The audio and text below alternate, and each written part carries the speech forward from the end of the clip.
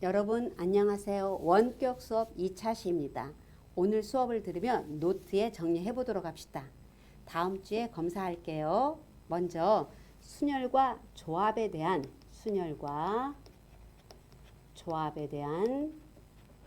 개념 정리를 다시 한번 해보도록 합시다. 자, 그러면 선을 긋고 짠 순열 조합 해서 자 순서를 보면 순열은 순서를 생각함 고려한다는 뜻이고 조합은 순서를 생각하지 않음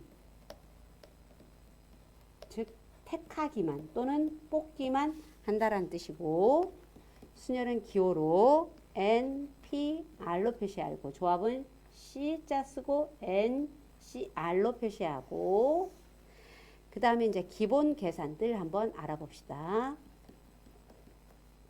NP0 얼마이다? 한 가지 NP1 N, NPN N 팩토리얼로 쓸 수 있고 자, 또 NPR 값은 증명할 때 필요하기 때문에 N 팩토리얼을 N-R 팩토리얼로 나눈 꼴과 같더라 라고 표시하고 그 다음 이제 조합은 NC0 얼마이다? 1 NC1 얼마이다? N NCN 얼마이다? 1 그 다음에 12C9 예시로 얘는 12의 반절 6을 초과했으므로 12C3과 같은 것이 되더라. 따라서 즉 NCR 값은 NCN-R로 표시할 수 있다.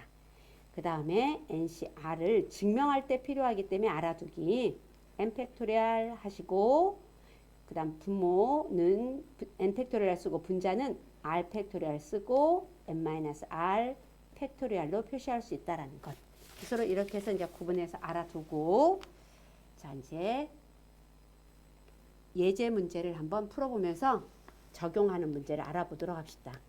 오늘은 함수의 개수에 대해서 알아볼게요. 자 여러분 잘 정리하고 있죠?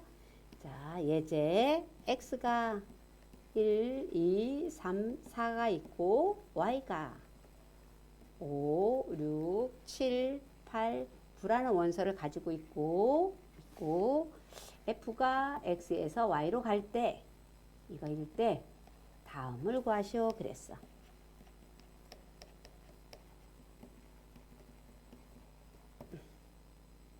자, 함수 f의 개수를 구하라 그랬어.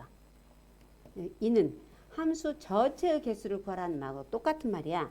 그럼 정역 원소 1, 2, 3, 4를 쓰고 수용도를 그린다는 생각으로 1이 취할 수 있는 경우 수, 자 공역의 원소가 하나, 둘, 셋, 넷, 5개죠. 1이 갈 수 있는 방법수 5가지, 2가 갈 수 있는 방법수도 5가지. 그 각각에 대해서 동시에 일어나야 하니까 곱의 법칙을 이용해서 5가지, 3도, 4도 5가지. 즉 5의 4승 이 숫자는 우리가 바로 계산할 줄 알아야죠. 5의 4승 625. 즉 뭘 이용했냐면 곱의 법칙을 이용했다라는 것. 곱의 법칙 이용해서 경우의 수를 찾을 수 있다라는 걸 알게 되었고 이번에는 이제 두 번째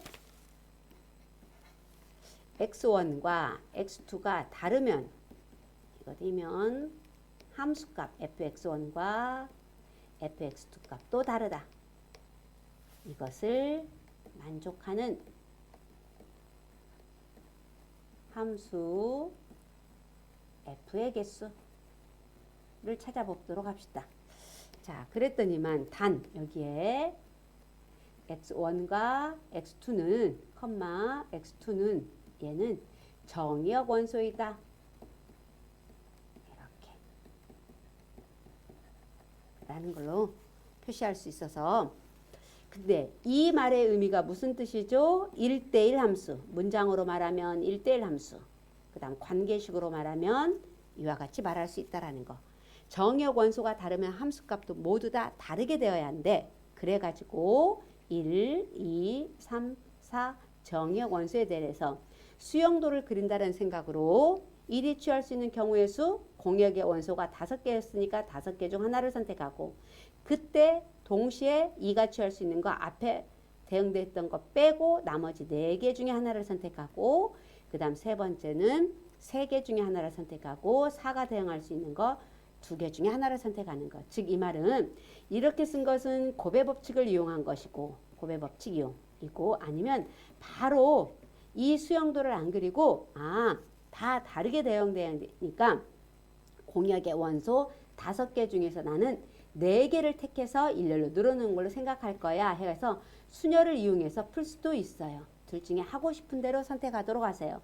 그럼 OP4는 5, 4, 3, 2, 1에서 120까지 방법이 있다라는 것으로 알게 되었고, 자, 그 다음 이제 조금 더 확장을 시켜서 세 번째, x1보다 x2가 더 크면, 얘보다 크면 fx 1값보다 fx2 값이 더 크다. 이거를 만족하는 함수 f의 개수, 함수 f의 개수를 구하라 그랬어. 이때도 마찬가지로 x1과 x1과 x2는 얘는 모두 다 정역 원소이다라고 나올 수도 있고, 컴마 찍고 x 원소이다 이렇게 표시돼도 관계없습니다. 그랬더니만 이제 어떻게 되냐면, 자, 정역 원소 1, 2, 3, 4가 있다면, 자, 1이 취할 수 있는 경우의 수 5 아니면 6 아니면 7 아니면 8 아니면 9일 텐데, 먼저 5를 한번 써봤어요.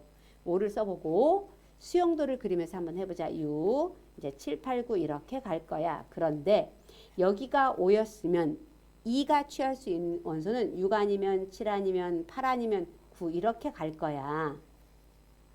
그 다음에 이제 여기가 2가 6을 취했으면 3은 5, 6보다 더 큰 수, 즉 반드시 정역 원소가 커지면 치역 함수값도 커져야 한대. 이걸 잊지 말면서 얘가 이제 7 아니면 8 아니면 9로 3이 대응되는데, 3이 9를 대응하면 그 다음 4가 대응할 원소가 없다라는 것.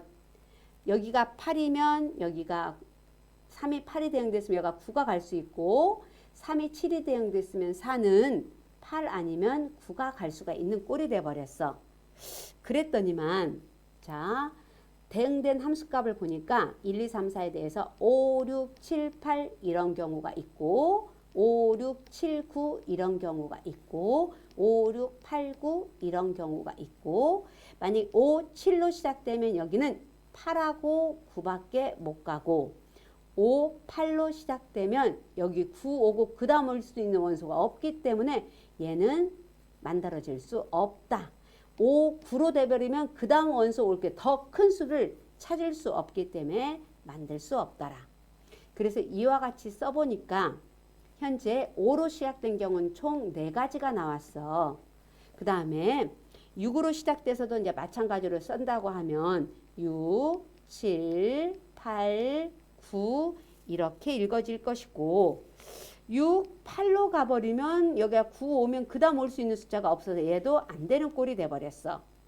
그 다음 1이 만약에 7로 시작되면 7, 8 더 큰 수로 대응돼야 하니까 마지막에 4가 대응될 수 있는 숫자가 또 없어서 안 되고, 1이 8로 시작돼도 갈 수 있는 숫자 4개의 숫자를 뽑을 수 없고, 9로 시작돼도 4개의 숫자를 뽑을 수가 없더라. 그렇게 해서 나올 수 있는 경우수가 총 몇 가지가 나왔냐면, 여기에 한 가지가 해서 전체 5가지가 나왔대.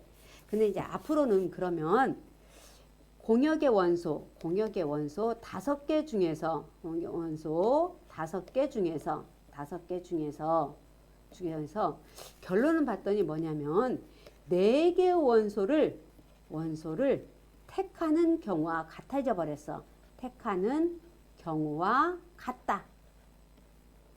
같다가 돼버렸으니까, 고로 5C 4라고 써보니까 5C 1이 되어서 5가지 방법이 있다라는 거다. 해서 실제로 내가 수영도로 그린 것과 같은 값이 나왔다라는 사실을 알게 되었다.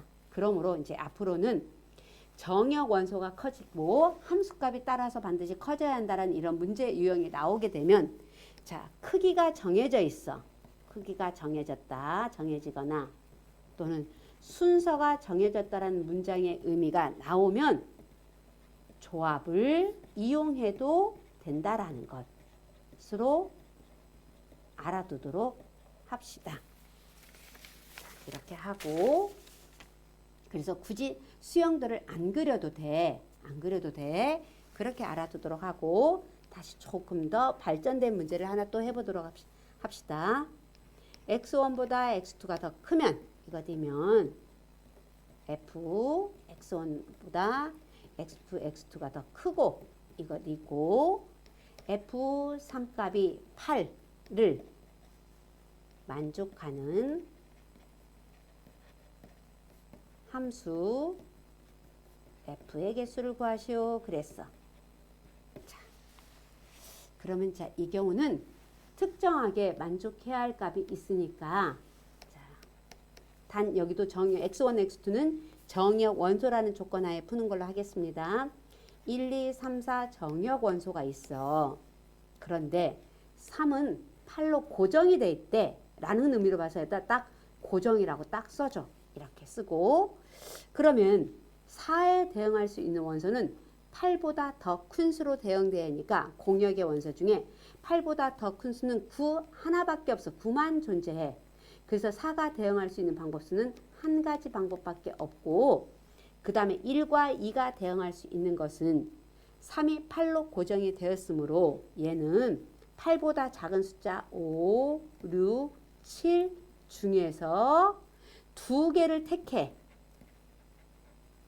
택함. 두 개를 택해서 택한 것을 그대로 내가 만약에 두 개를 5, 6을 택했으면 1이 5로 갈 수밖에 없고 2가 6으로 갈 수밖에 없다라는 거. 그래서 택하기만 해서 그대로 배열시키면 된다라는 거. 해서 30 2가지로 써주면 되겠다. 그래서 세 가지 있다. 따라서 동시에 일어나면 3 곱하기 1 해서 세 가지 방법밖에 없다라는 걸 알 수 있다라는 겁니다. 자, 이와 같이 해서 이제 함수의 개수에 관한 문제를 몇 문제 이제 한번 풀어봤는데 다시 한번 개념을 우리가 정리를 한번 해보도록 합시다. 자, 함수의 개수에 관한 개념 정리.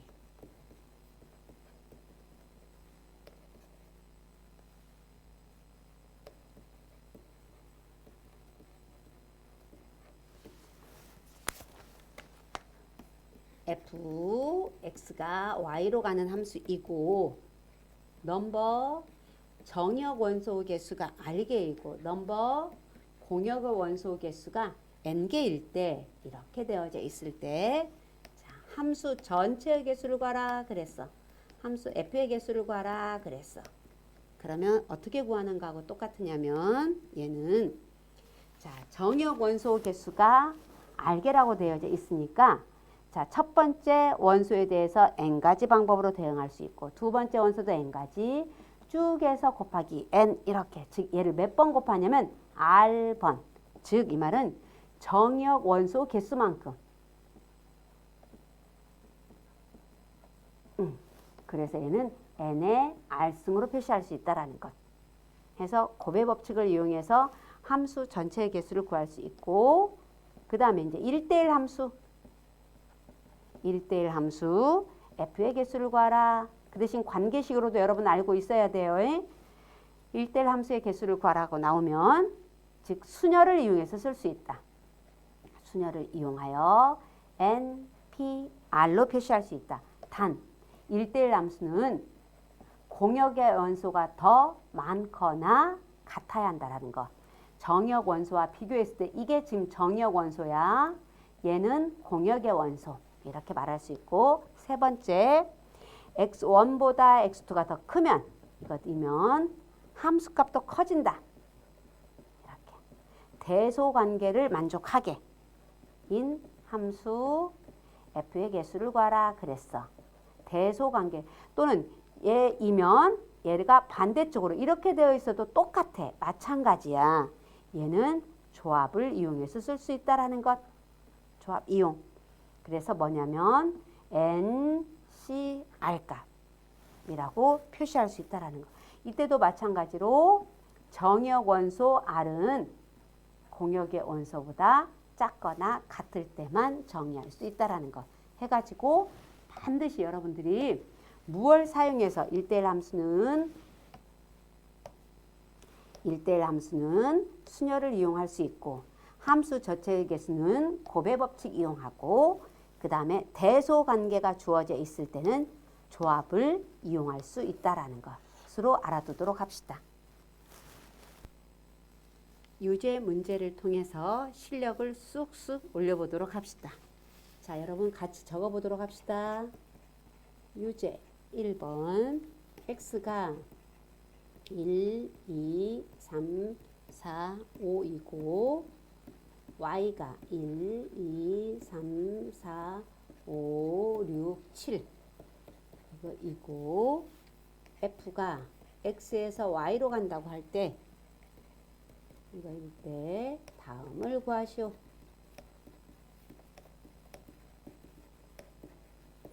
1번 함수 f의 개수를 구하라 그랬어.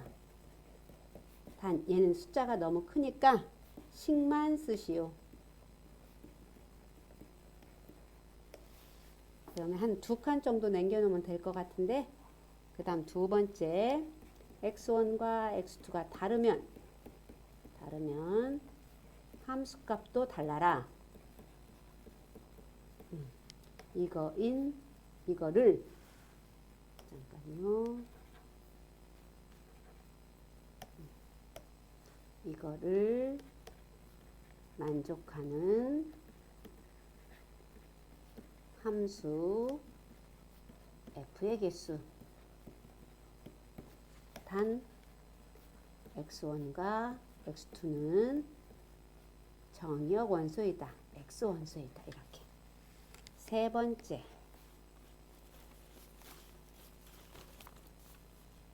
두 번째부터는 한 3칸씩 남겨놓고 풀면 될 것 같은데요. x1보다 x2가 더 크면 fx1하고 fx2 값을 비교했을 때 fx1 값이 더 큰 이것을 만족하는 함수 f의 개수 단 x1과 x2는 정역 원소이다. 네 번째 다음 두 조건을 만족하는 함수 f의 개수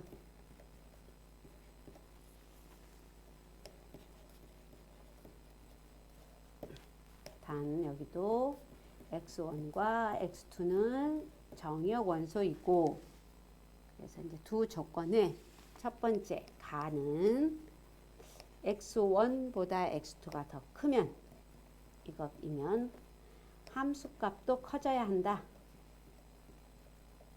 이거이다. 나라는 조건은 f4 값은 5이다. 해서 이 두 가지 조건을 만족하는 함수 f의 개수를 구하는 걸 해보도록 하십시오. 여기는 한 4칸 정도 남기고 이렇게 해서 하고 자, 또 다른 예제 하나만 더 적어 보겠습니다.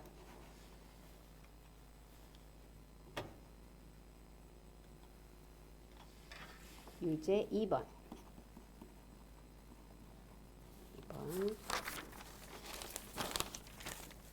남자 6명, 여자 4명 중에서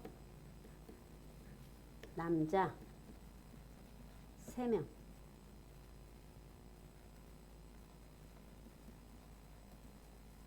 여자 2명을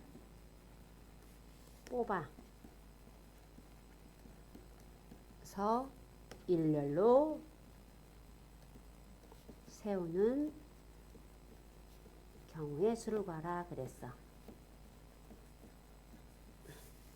그래서 정확하게 식을 쓰고 풀이 과정을 쓰고 계산을 해주도록 하세요. 여기까지 오늘 수업은 마치겠습니다.